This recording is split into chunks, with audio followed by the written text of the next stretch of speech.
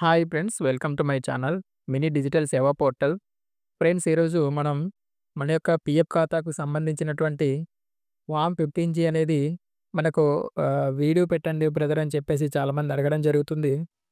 ఈ యొక్క form 15G అనేది ఎవరు అప్లై చేసుకోవాలి ఏంటనేది నేను దాని యొక్క ప్రత్యేకించి దాని యొక్క కండిషన్స్ అన్ని కూడా నేను చెప్తానండి క్లియర్గా మీకు. ఈ యొక్క ఫామ్ 15G అనేది ఎవరు అప్లై చేయాలి అంటే, మీ యొక్క పిఎఫ్ అమౌంట్ 50,000 కన్నా ఆహ్, ఎక్కువ ఉండి మీ యొక్క సర్వీస్ అనేది 5 సంవత్సరాల లోపు ఉంటే వాళ్ళు ఈ యొక్క 15G అనేది అప్లై చేయాల్సి ఉంటుందన్నమాట.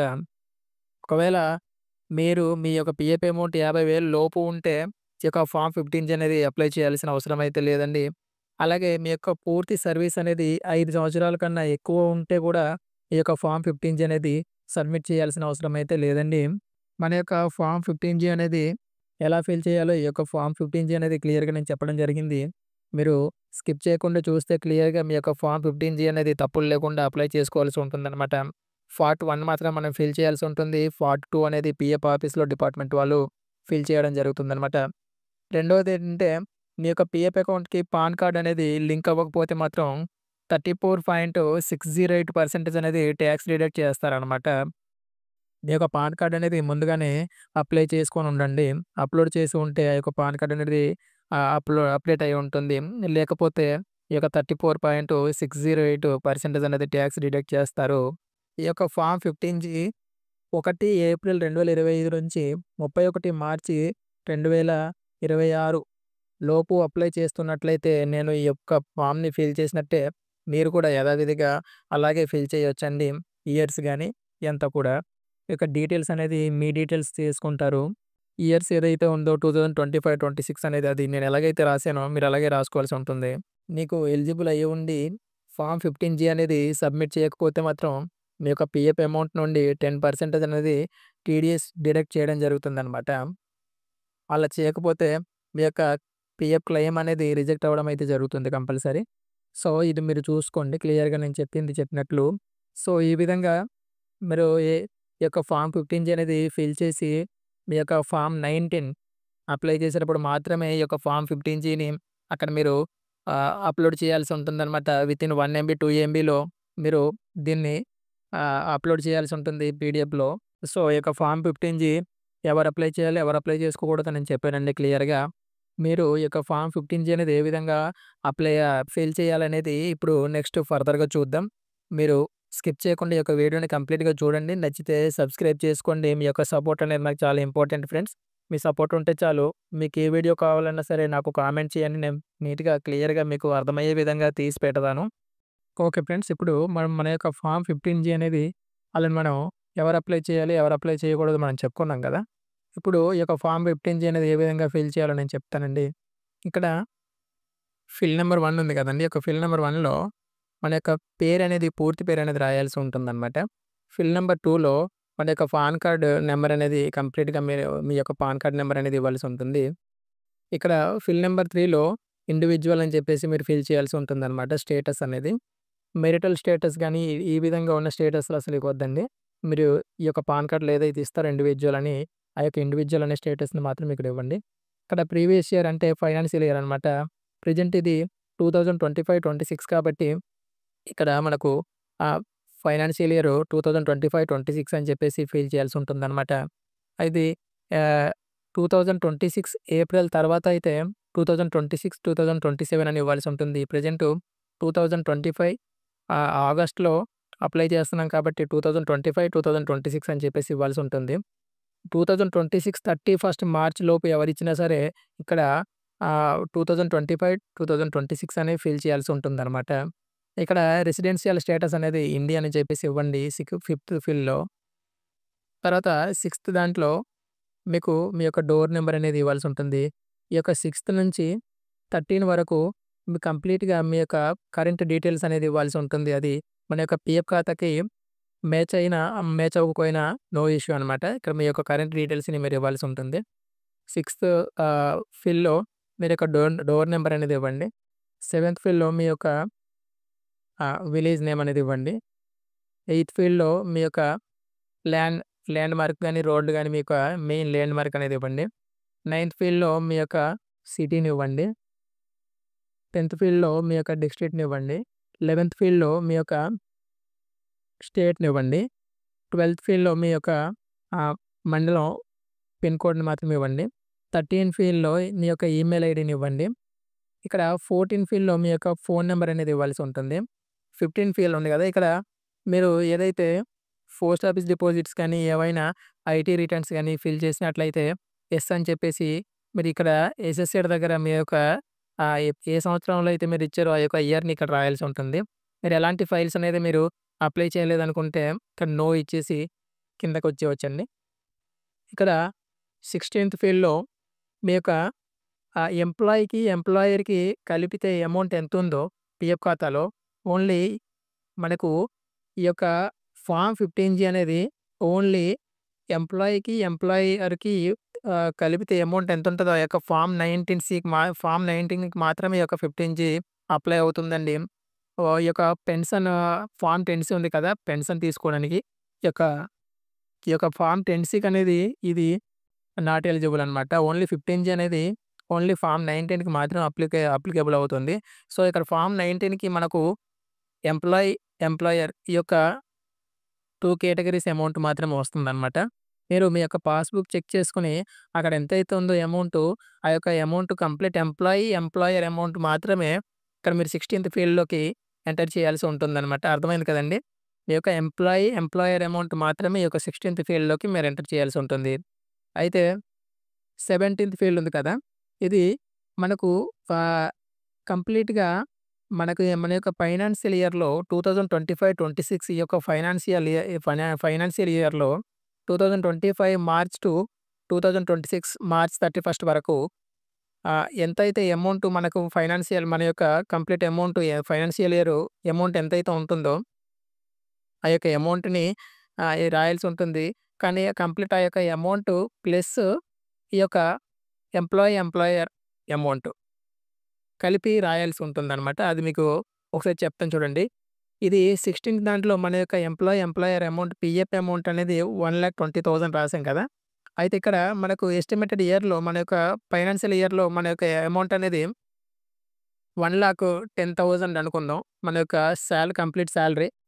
మన యొక్క కంప్లీట్ ఫైనాన్షియల్ ఇయర్‌లో మన యొక్క ఇన్‌కమ్ ఈ యొక్క 25, 26 ఇయర్‌లో మన యొక్క ఫైనాన్షియల్ ఇయర్ కంప్లీట్ ఇయర్‌లో మన యొక్క ఇన్‌కమ్ ఎంతండి? 1,10,000. అయితే ఈ యొక్క పీఎఫ్ అమౌంట్ 1,20,000. ఈ 2 కలిపితే 2,30,000 వచ్చింది కదా! ఇది మాత్రం ఇక్కడ మనం రాయాల్సి ఉంటుందనమాట. మనకు ఫైనాన్షియల్ 25, 26లో వచ్చే అమౌంట్ మాత్రమే రాయాల్సిన అవసరం ఉండదనమాట. ఈ యొక్క 2025, 26లో వచ్చిన ఫైనాన్షియల్ ఇయర్ ఇన్‌కమ్ ప్లస్ మనకు పీఎఫ్ అమౌంట్‌లో ఉన్న ఆహ్, ఎంప్లాయీ అమౌంట్ 2 కలిపితే టోటల్ అమౌంట్ ఎంతొస్తుందో ఆ యొక్క టోటల్ అమౌంట్ మాత్రం ఇక్కడ మనం రాయాల్సి ఉంటుందనమాట. అర్థమైంది కదండీ! అయితే నెక్స్ట్ ఇక్కడ ఈ యొక్క 18 ఫీల్డ్‌లో మనం ఫార్మ్ 15జీ other than this form filled during the previous year if any అంటే మీరు దేనికైనా సరే ఈ యొక్క 15జీ అనేది ఇప్పటికి మీరు అప్లై చేసి ఉన్నారని అడుగుతుంది. దేనికైనా సరే మీ యొక్క ఈ యొక్క 15జీ అనేది మీరు అప్లై చేసుంటే ఆ 15జీ అనేది ఫార్మ్ అనేది ఎన్ని సార్లు అప్లై చేశారో ఆ యొక్క నంబర్ అనేది ఇక్కడ మీరు రాయాల్సి ఉంటుంది. 1 అయితే 1, 2 టైమ్స్ అయితే 2 టైమ్స్ అని చెప్పేసి 2 అనే నంబర్ రాయాల్సి ఉంటుంది. అయితే next aggregate amount of income for which form 15జీ ఫిల్డ్ అని చెప్పేసి ఉంది కదా! ఇక్కడ మీరు ఈ 15జీ అప్లై చేశారు కదా! ఈ యొక్క 15జీ అనేది ఎంత అమౌంట్‌కి అప్లై చేశారనేది ఇక్కడ టోటల్ అమౌంట్ అనేది రాయాల్సి ఉంటుందనమాట. అయితే ఈ 2 కలిపి మీరు అసలు 15జీ అనే ఫార్మ్ అనేది మీరు అప్లై చేయలేదు అనుకుంటే మాత్రం ఈ యొక్క బాక్సెస్‌ని బ్లాంక్‌గా మనం ఆహ్, స్కిప్ చేసేయవచ్చనమాట. మనం ఫిల్ చేయాల్సిన అవసరం లేదు. అయితే నెక్స్ట్ 19థ్ ఫీల్డ్‌లోకొచ్చేసరికి ఇక్కడ సీరియల్ నంబర్ దగ్గర 1 అని పెట్టండి. తర్వాత ఐడెంటిఫికేషన్ నంబర్ ఆఫ్ రిలవెంట్ అని చెప్పేసి ఉంది కదా! ఇక్కడ మీ యొక్క యూఏఎన్ అని చెప్పేసి రాసి మీ యొక్క యూఏఎన్ నంబర్‌ని కంప్లీట్‌గా రాయాల్సి ఉంటుంది. నెక్స్ట్ నేచర్ ఆఫ్ ఇన్‌కమ్ దగ్గర ఈపీఎఫ్ అని చెప్పేసి రాయండి. Next section under which talks is deductible దగ్గర 192 ఏ అని చెప్పేసి రాయండి. నెక్స్ట్ అమౌంట్ ఆఫ్ ఇన్‌కమ్ అని చెప్పేసి ఉంది కదా! ఈ యొక్క అమౌంట్ ఆఫ్ ఇన్‌కమ్ దగ్గర ఇక్కడ మీరు ఏదైతే 16థ్ ఫీల్డ్‌లో మీరు రాసారు కదా! మన యొక్క ఎంప్లాయర్ 2 కలిపితే అమౌంట్ ఎంతుందో ఆ యొక్క అమౌంట్ ఇక్కడ 1,20,000 రాసారు గదా! అదే అమౌంట్‌ని ఇక్కడ మనం అమౌంట్ ఆఫ్ ఇన్‌కమ్ అని ఉంది గదా! అక్కడ రాయాల్సి ఉంటుందనమాట. నెక్స్ట్ ఈ యొక్క కింద సిగ్నేచర్ ఆఫ్ ది డిక్లరెంట్ అని ఉంది గదా! అక్కడ మీరు మీ యొక్క సిగ్నేచర్ అనేది పెట్టాల్సి ఉంటుంది. నెక్స్ట్ డిక్లరేషన్ వెరిఫికేషన్ అని ఉంది గదా! ఇక్కడ మీ యొక్క ఐ, ఊయ్ అని చెప్పేసి డాష్ ఉంది కదా! ఈ యొక్క డాష్ దగ్గర మీ యొక్క నేమ్ కంప్లీట్ ఫుల్ నేమ్ అనేది రాయాల్సి ఉంటుందనమాట. ఇక్కడ for the previous year ending on అని ఉంది కదా! ఈ యొక్క 2025, 26లో ఇయర్‌లో ఎండింగ్ అనేది 31 మార్చ్ 2026 కదండీ! ఆ యొక్క 31 మార్చ్ 2026తో ఈ యొక్క ఇయర్ అనేది మనకి ఎండ్ అవుతుంది కదా! సో, 31 మార్చ్ 2026 అనేది ఫస్ట్ బాక్స్‌లో రాయండి. తర్వాత అసెస్మెంట్ ఇయర్ అంటే 31 మార్చ్ 2026 తర్వాత వచ్చే ఇయర్‌నే అసెస్మెంట్ ఇయర్ అంటారనమాట. అది 2026, 2027 అవుతుందనమాట. సేమ్ నెక్స్ట్ కింద 2 2 బాక్సెస్ ఉంది గదా! దీంట్లో కూడా సేమ్ అలాగే ఫిల్ చేయాల్సి ఉంటుంది.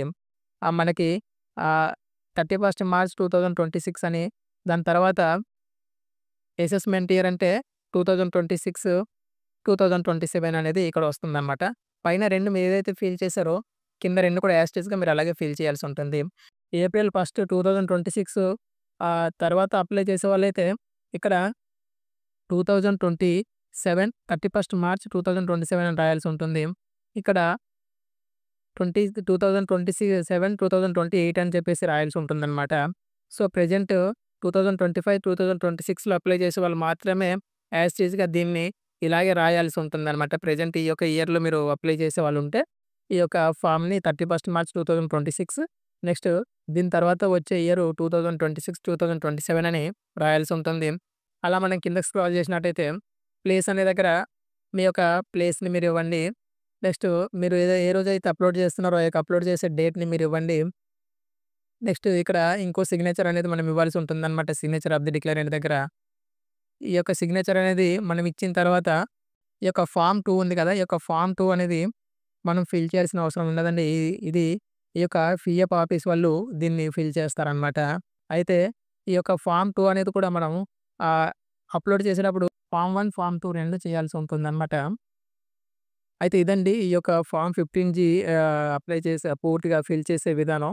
అయితే ఇది ఫిల్ చేసేటప్పుడు చాలా జాగ్రత్తగా చూసుకొని చేయండి.